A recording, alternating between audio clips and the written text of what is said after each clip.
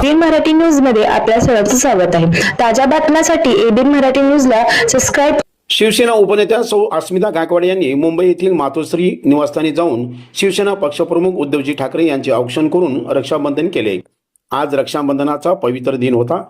त्या दिनानिमित्त मुंबई येथे आदरणीय शिवसेना पक्षप्रमुख उद्धवजी ठाकरे व सौ रश्मी वहिनी यांचे समवेत शिवसेना उपनेत्या अस्मिता गायकवाड यांनी भेट घेतली व सालाबादप्रमाणे रक्षाबंधनाचा कार्यक्रमही केला।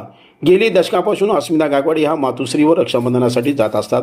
यंदाही त्यांनी राज्याचे कुटुंब प्रमुख तथा महाराष्ट्राचे माजी मुख्यमंत्री उद्धवजी ठाकरे यांच्या उत्तम आरोग्याविषयी आई जगदंबेसह श्री स्वामी समर्थांना साकडे घातले।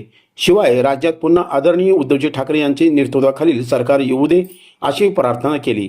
अस्मिताताई गायकवाड हे मातोश्रीशी असलेले पवित्र नाते निरंतर जपत आहेत।